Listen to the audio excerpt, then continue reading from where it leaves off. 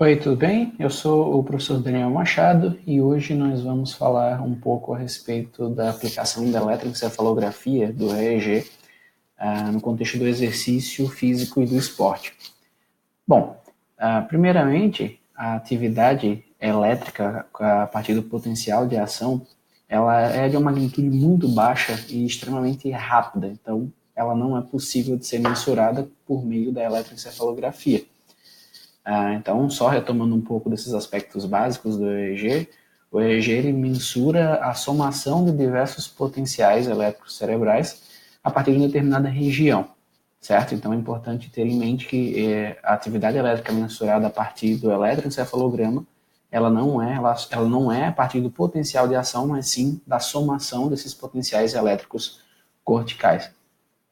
Então, basicamente, o que o EEG mensura, ele é a atividade elétrica produzida pelos neurônios no córtex cerebral. Muito similar ao que a eletromiografia faz com o músculo esquelético, ou o eletrocardiograma faz a medida da atividade elétrica cardíaca.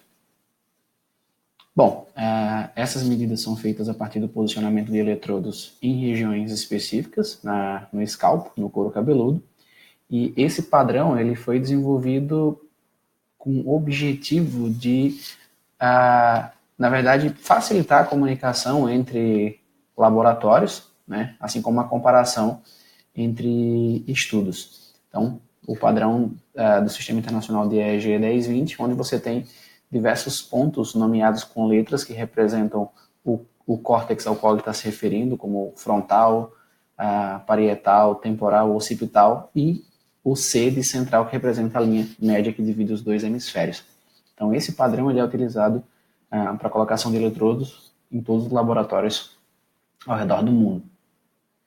Bom, então, comparado a outras ferramentas de medida da atividade cerebral, a grande vantagem da eletroencefalografia é a alta resolução temporal, ou seja, ele consegue captar sinais que ocorrem extremamente rápidos, em torno de milissegundos, certo? Enquanto, por exemplo, a ressonância ou a tomografia computadorizada, ela tem uma resolução temporal bem mais baixa, certo? Entretanto, a limitação do EEG é a resolução espacial, por se tratar de um sinal elétrico e também pelas características de condução do tecido cerebral. Então, esse é um exemplo de sinal do eletroencefalograma. As duas linhazinhas vermelhas são destacadas, que é o canal FP1 e FP2, que fica logo acima dos olhos. Então, quando o sujeito pisca, você tem essas deflexões positivas no sinal, principalmente nos canais frontais. Então, esse é um sinal relativamente limpo, exceto o número de piscadas elevadas que tem. Bom, do ponto de vista de processamento, uma vez que o sinal ele é coletado, não existe um padrão pré-determinado do que deve ser feito em relação ao EEG, a análise do sinal do EEG, mas existem alguns processamentos básicos, como, por exemplo, a remoção ou a correção de artefatos, a filtragem, enfim, são todos procedimentos que são utilizados de forma a remover a interferência ou a influência de sinais que não são de interesse. Por exemplo, a influência elétrica ambiental, a influência elétrica muscular, por exemplo. E esse sinal ele pode ser analisado de maneira mais tradicional de duas formas. Por meio dos potenciais relacionados ao evento, ou os ERPs, né, como a gente tem aqui do lado esquerdo da tela. Então, basicamente, eu vou eu vou analisar qual é a resposta neuronal a partir de um estímulo que foi apresentado. Pode ser um estímulo cognitivo, um estímulo sensorial, enfim. E uma outra perspectiva de análise seria no domínio da frequência. Então, eu vou avaliar quais que são os padrões de ondas alfa, teta, beta ou até gama. Então, com base nessas frequências, nas associações que elas possuem com determinados comportamentos ou determinadas tarefas cognitivas, eu também posso analisar por meio dessa perspectiva. E dentro da aplicação, dentro de qualquer área de estudo, é importante entender que essas frequências, por exemplo, do mesmo jeito que as ondas cerebrais, os ERPs, né, eles possuem associações com determinadas características cognitivas ou comportamentais. Então, por exemplo, as ondas beta, elas são associadas ou aparecem em um estado de alerta, onde o indivíduo está com engajamento cognitivo em alguma tarefa, certo? Então, são ondas aí que têm gira em torno de 13 a 30 Hz de frequência. As ondas alfa, elas aparecem também no estado acordado, né? Principalmente quando o indivíduo fecha os olhos, então há uma predominância de ondas alfa no córtex occipital, na região posterior da nossa cabeça, né, do cérebro, e então são ondas com frequência de 8 a 12 Hz.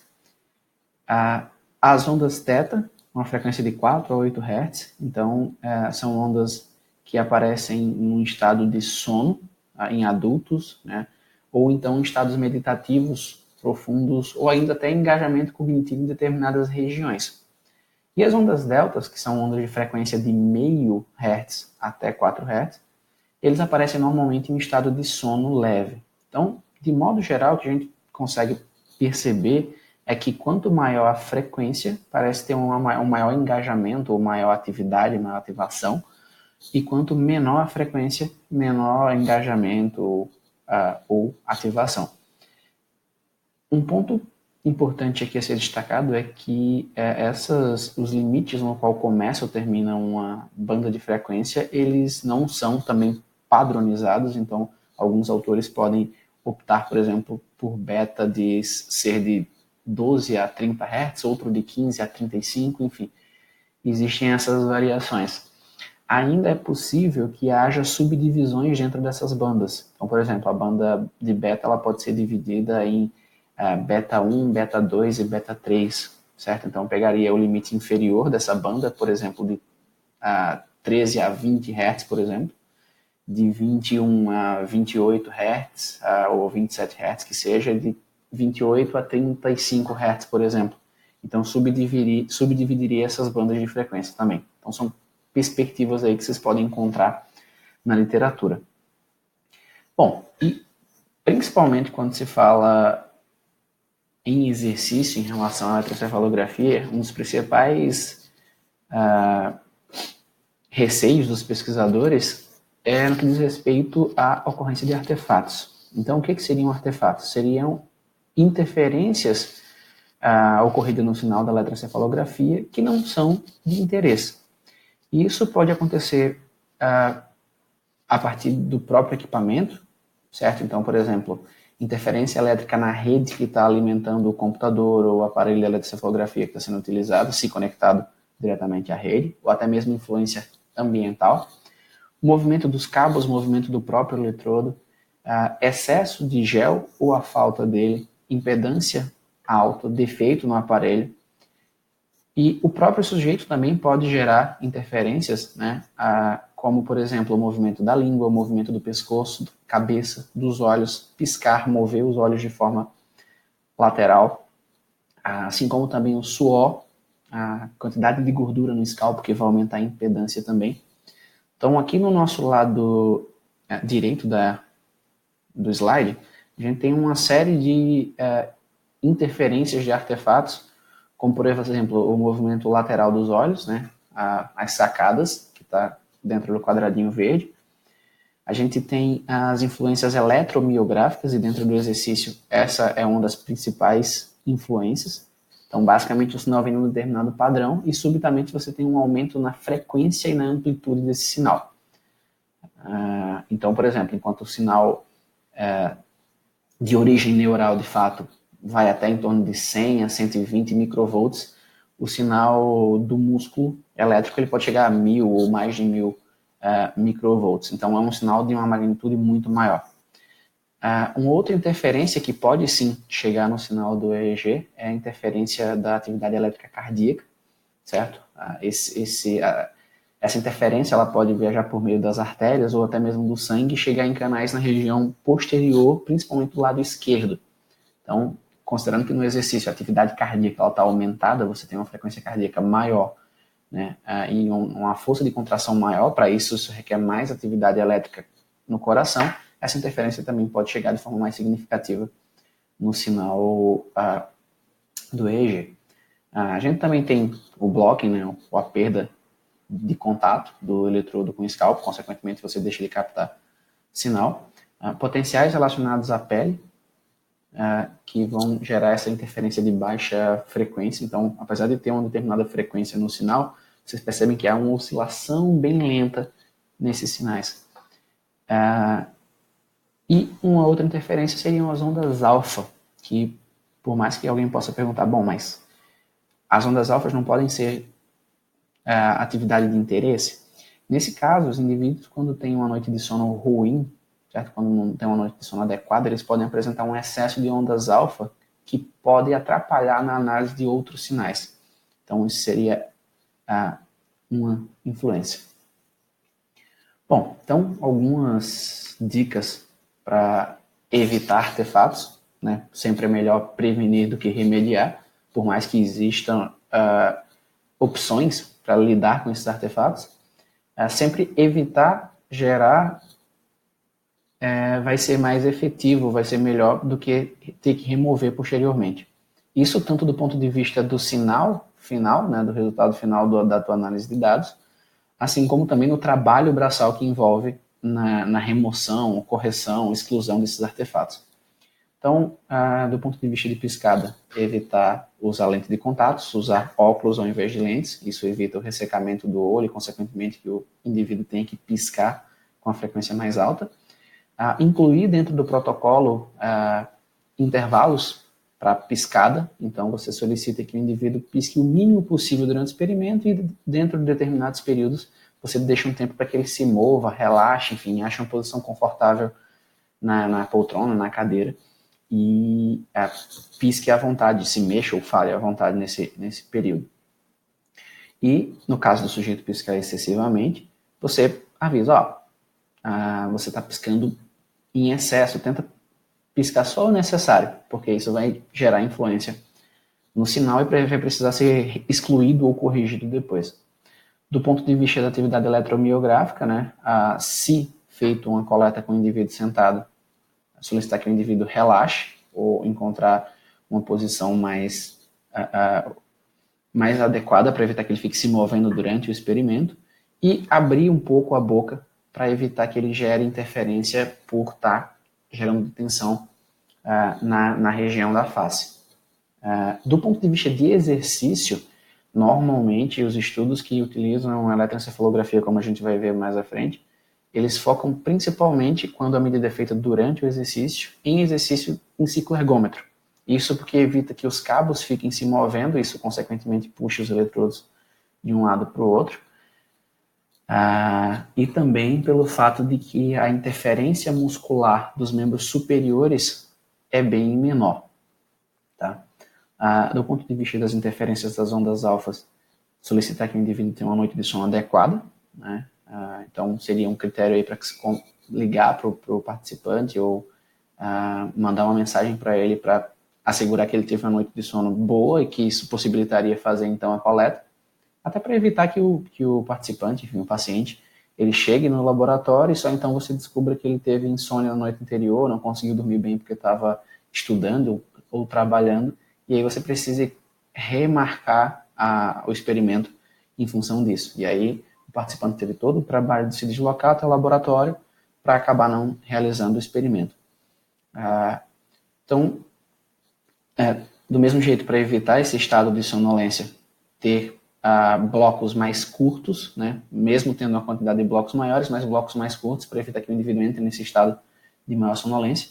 E também variar o tempo de intervalo entre estímulos, para evitar que tenha um efeito de expectativa, na verdade de acomodação, do indivíduo estar sempre naquele ritmo, sempre ao mesmo tempo de duração dos estímulos e também de intervalo entre os estímulos. Bom, a tecnologia de EEG ela avançou de forma considerável, o que permite hoje que a gente tenha uma integração entre diversos equipamentos, né? Então a gente tem aparelhos de EEG que são adequados para utilizar com ressonância magnética, com estimulação magnética, enfim, aparelhos que são mais adequados ou mais focados na interface cérebro-máquina, no BCI, assim como também aparelhos que são mais resistentes a artefatos no sentido de possibilitar a medida em condições extremas, como é o caso do exercício. A gente vai ver alguns exemplos de utilização do EEG em estudos envolvendo o exercício agora à frente. Bom, então, primeiro, por que estudar o cérebro na perspectiva do exercício? Por muito tempo, a fisiologia do exercício, ela sempre considerou as respostas fisiológicas, eu costumo falar do pescoço para baixo. Então, a gente conhece como o coração se comporta durante o exercício, como o sistema cardiovascular, de maneira geral, se comporta durante o exercício, o sistema músculo-esquelético, mas muito pouco se tentou integrar essas respostas do ponto de vista do cérebro ou do sistema nervoso central de forma mais geral. Então, vários fatores relacionados ao exercício acabam sofrendo dessa fisiologia do exercício do pescoço para baixo. Então, por exemplo, aspectos relacionados à fadiga, então tem-se tido um aumento na quantidade de estudos focando no papel do cérebro no estabelecimento da fadiga, por exemplo, estudos envolvendo fadiga mental ou da ativação de determinadas áreas que poderiam ser ativadas ou desativadas e, consequentemente, atrapalharem ou melhorarem o desempenho em relação ao exercício. E dentro de um contexto também não esportivo, como que o cérebro responde a diferentes tipos de exercício, a diferentes intensidades de exercício, ou como que, por exemplo, alguns fatores como melhoras psicológicas relacionadas ao exercício podem ser obtidas, ou melhoras cognitivas podem ser obtidas, como é que o cérebro interage com todos esses fatores. Então, numa perspectiva mais histórica, os primeiros estudos utilizando EEG associado ao exercício foram os estudos com box. Então, eram estudos que buscavam analisar as respostas, na verdade, tanto pré e pós-luta, quanto acompanhamento após um determinado período. Então, por exemplo, se foi visto que os múltiplos impactos sofridos na cabeça geravam algumas alterações no sinal que elas eram indicativos de um quadro de dano. Tanto que uma das doenças aí associadas com ex-pugilistas é a doença de Parkinson, por exemplo, que pode ser resultado dos múltiplos traumas sofridos ao longo da carreira. Então, a partir daí, começou-se a utilizar então, o EEG de forma mais significativa para análise de respostas ao exercício. Então, um estudo mais recente, né, de um grupo alemão, eles avaliaram então as respostas cerebrais ao exercício utilizando uma técnica de eletrotomografia. Então, basicamente, a partir do sinal do EEG, eles reconstruíam a fonte desse sinal e avaliavam, além da resposta de frequência, qual eram os geradores bioelétricos desse sinal.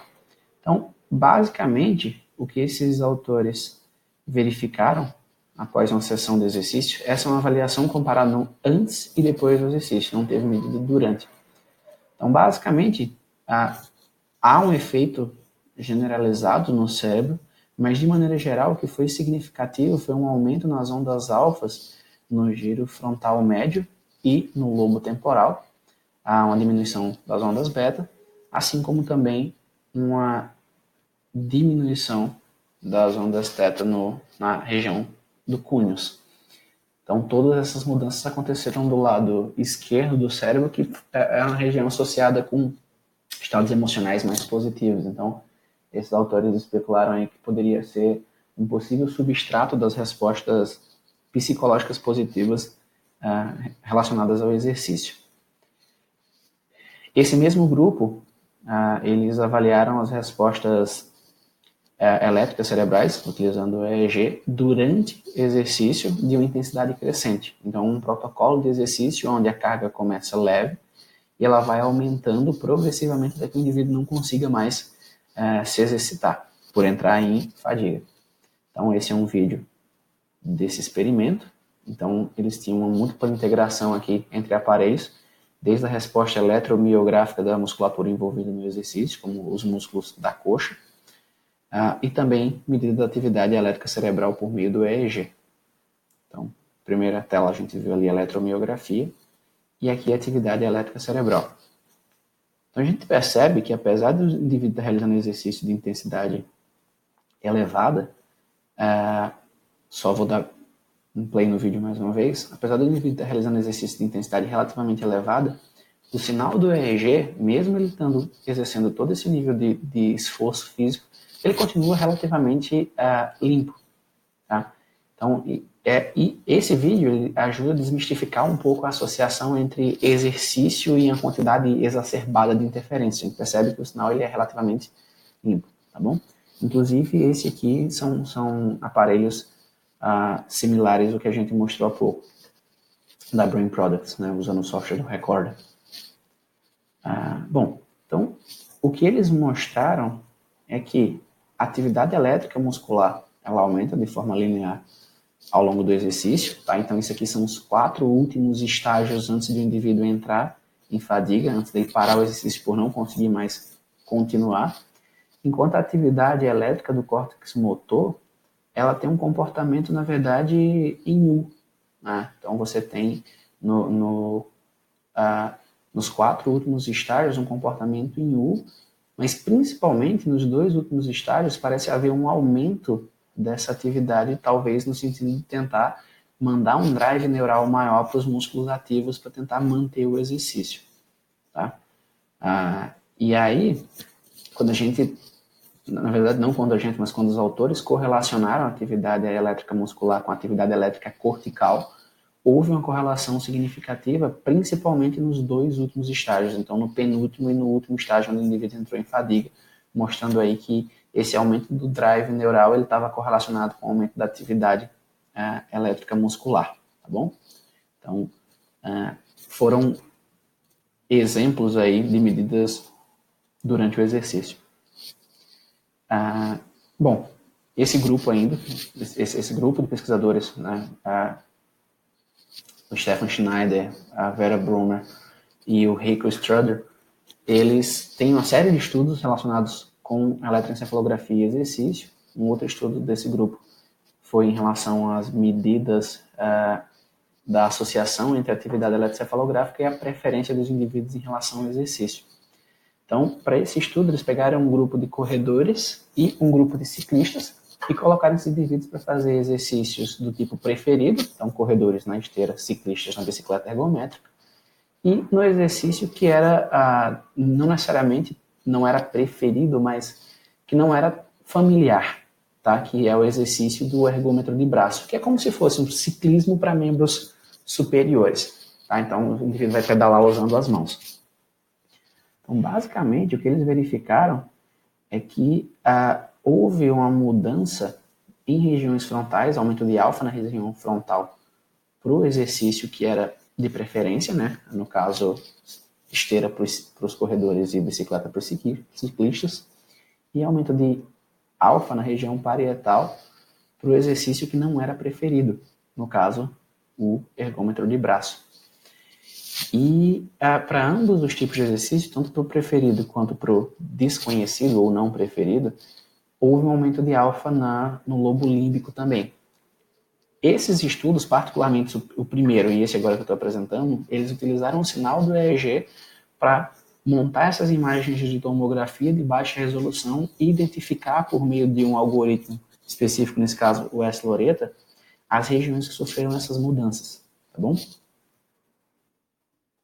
Bom, além disso, houve uma diminuição das ondas betas no exercício preferido. Então, basicamente, a gente viu que houve, então, uma diferença entre o tipo de exercício realizado e a resposta cerebral obtida. Esse aqui é um estudo bem interessante do Peter Aspinall, e eles avaliaram, na verdade, a influência do ambiente na atividade eletroencefalográfica durante o exercício, utilizando um EEG móvel, tá? Nessa época existiam poucas opções de dispositivos de eletroencefalografia portáteis, né, imóveis. Então, basicamente, eles foram testar uma teoria chamada de teoria restaurativa, que afirma que quando o indivíduo está dentro de um ambiente mais natural, ele tende a entrar num estado meditativo automático, o que faz com que ele tenha um alívio do estado de estresse, né, desses indivíduos. Então, basicamente, eles realizaram esse estudo em Edimburgo E esses indivíduos caminhavam com um eletroencefalograma portátil por 3 regiões da cidade. Uma região mais moderna, né, com prédios mais atuais, enfim, com bastante gente e bastante fluxo de carros. Eles iam para uma segunda região, que era uma região de parque, onde eles caminhavam numa área verde. E, por fim, eles iam para uma terceira região, que era uma região mais histórica, né?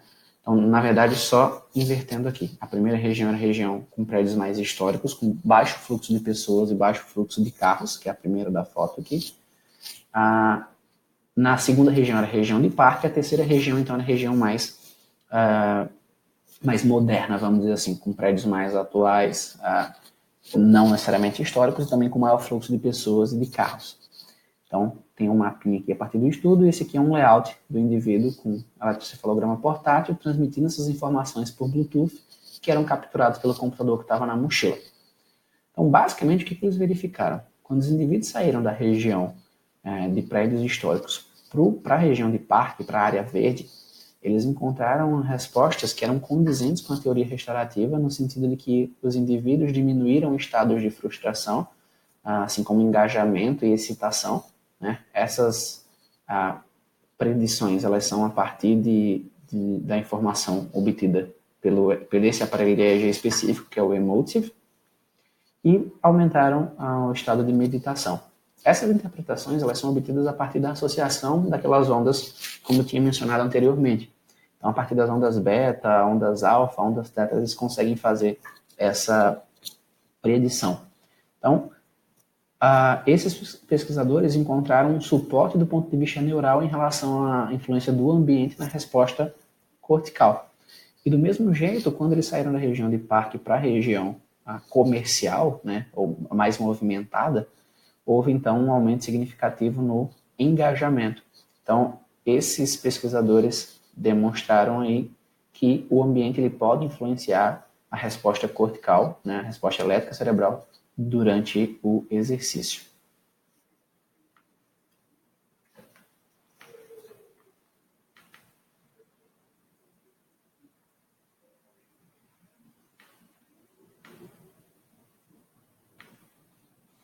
Bom, um dos últimos estudos aqui que eu queria apresentar para vocês em relação à medida é um outro estudo envolvendo exercício também intenso, onde foram verificado o efeito da temperatura ambiente. E esse estudo eu trouxe para apresentar para vocês basicamente pelo fato de que ele utilizou tanto ambiente com temperatura normal quanto ambiente hipertérmico, ou seja, com temperatura elevada. E basicamente eles verificaram que na condição de ambiente quente, né, houve um aumento na razão alfa-beta, ou seja, a percentual de ondas alfa dividido pelo percentual de ondas beta. Então, enquanto na condição de ambiente controlado, temperatura controlada, houve uma relativa estabilidade ao longo do exercício, no ambiente hipertérmico, essa razão ela aumentava de forma exponencial, certo? Então, isso demonstra que, vamos lá, se aumentou esse índice, significa provavelmente que ou as ondas alfa estão aumentando, ou as ondas beta estão diminuindo, ou os dois, já que esse valor dessa razão está aumentando. Isso para 3 locais diferentes, tá? Para os eletrodos de FZ, CZ e PZ. Então, um outro problema que poderia ser associado com essas respostas, né, durante o exercício do EEG seria o suor, e nesse estudo ele foi possível ser realizado aqui com esses participantes e ter uma informação confiável, né? Esse estudo, inclusive, foi publicado num jornal respeitadíssimo dentro da área de fisiologia, que é o Journal of Applied Physiology. Bom, esse aqui é um vídeo de um dos experimentos que eu conduzi durante o meu mestrado. Bom, então, consegui dar play aqui. Então, durante o exercício, nós fazíamos medidas de algumas respostas psicofisiológicas, como a percepção de esforço, percepção de prazer. Então, a gente tem aqui o indivíduo se exercitando, exercício de intensidade moderada, enquanto tinha sua atividade elétrica cerebral mensurada por 64 eletrodos utilizando o aparelho Brain MR da Brain Products. Então, a gente vê que, apesar de ele estar realizando exercício de intensidade moderada, as respostas, ou pelo menos o sinal que a gente consegue ver aqui na tela, eles são relativamente estáveis, parecido com o que a gente viu naquele primeiro vídeo em relação ao estudo. Tá? Alguns canais eles estão mais ruidosos, pode ser por gel, que tem pouco gel, ou talvez por o indivíduo estar com tensão na mandíbula, mas de maneira geral a gente vê que o sinal está relativamente estável. Esse é um outro vídeo de um outro experimento. Então, nesse experimento, utilizando o mesmo aparelho, né, nós tínhamos, então, a integração entre atividade eletroencefalográfica e também a TDCS, que é a estimulação transcraniana por corrente contínua, né, em português chamado de ETCC. E os eletrodos da TDCS, eles eram colocados em um mesmo holder, né, em um mesmo fixador que os eletrodos do EEG. Tá? Então, o indivíduo estava se exercitando e a gente também percebe que mesmo estando fazendo exercício intenso, a resposta ou o sinal cerebral, como a gente pode ver aqui na tela, ele está relativamente estável.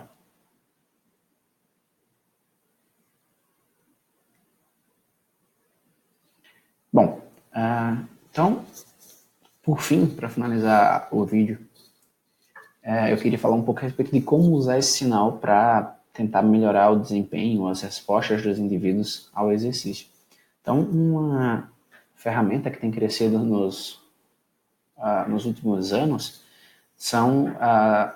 é a utilização, na verdade, do biofeedback. O biofeedback ele diz respeito à utilização de um determinado sinal corporal para tentar controlar um equipamento ou um software, né, específico. Então, a gente tem um exemplo aqui do biofeedback, que seria uma descrição de maneira mais geral, mas normalmente utilizado para se referir à utilização de sinais periféricos, como a atividade elétrica muscular, a condutância galvânica da pele. Então, isso pode ser usado para reabilitação ou para diversos outros desfechos. E o neurofeedback é a utilização de um sinal de origem central, de origem cerebral, certo? Então, existem diversos sinais que podem ser utilizados para o biofeedback, como atividade eletromiográfica, atividade elétrica cardíaca, aceleração, geração de força, e também as informações centrais, atividade elétrica muscular, atividade eletroencefalográfica, potenciais relacionados ao evento, potenciais cognitivos, potenciais visuais, enfim, uma série desses estímulos. E dentro do esporte, alguns estudos eles mostraram que há uma certa diferença entre a atividade elétrica cerebral dos indivíduos, por exemplo, do estudo do tiro com arco de Landers de 91, quando eles acertavam o alvo do que quando eles erravam. Então, a partir dessa informação, é possível que eu treine o meu atleta, o meu aluno, de forma a ele tentar induzir a atividade parecida com a que ele apresenta quando ele acerta o alvo. Tá? Então, um estudo similar também foi feito com golfe e foi demonstrado que a utilização do neurofeedback ele aumentou o desempenho nos acertos do golfe. Tá? Então, esse foi um estudo que utilizou essa técnica do biofeedback relacionado com a performance de dança, né? Então, foi um estudo aí bem conduzido, um estudo que teve os grupos divididos de forma randomizada, foi um estudo controlado que apresentava grupo controle, né? Um estudo duplo cego. Então, os avaliadores da performance de dança, eles não sabiam qual grupo os participantes faziam parte, nem se os vídeos que eles estavam analisando eram pré ou pós. Então, era uma análise completamente cega no sentido de qual intervenção estava sendo aplicada para qual grupo. Então, nesse estudo haviam 3 grupos, um grupo controle, um grupo de biofeedback e um grupo de neurofeedback. E o que eles verificaram foi que o feedback com base nas ondas alfa e teta, né, eles melhoraram o desempenho no sentido de melhorar o timing, melhorar o ritmo dos dançarinos, enquanto o biofeedback melhorou a execução técnica. tá? Mas ambas as técnicas de biofeedback, elas foram capazes de melhorar a performance, de melhorar o desempenho desses indivíduos. Então, isso demonstra, uma vez que serão dançarinos profissionais, que essa técnica ela pode sim ser capaz de melhorar o desempenho físico. Indo dentro de uma perspectiva de exercício mais intenso, que requer um controle motor, talvez ainda mais elevado, esse é um estudo de caso com um indivíduo que é atleta de nível olímpico. Então, basicamente, ele utilizou o biofeedback para melhora do desempenho esportivo. Nesse caso, a aplicação era para diminuição da ansiedade competitiva. Então, depois de um determinado período de treinamento com o neurofeedback, esse indivíduo foi capaz de melhorar o desempenho em esportes de inverno, né, no caso o slalom, e subiu aí uma série de posições, né, quase 700 posições no ranking mundial da modalidade, tá?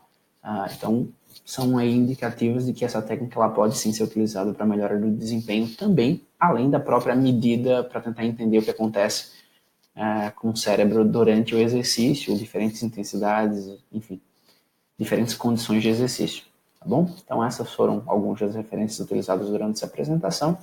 Espero que vocês tenham gostado. Qualquer dúvida, entre em contato com suporte@brainsupport.com, que nós vamos responder a vocês com a maior felicidade. Um abraço e até a próxima.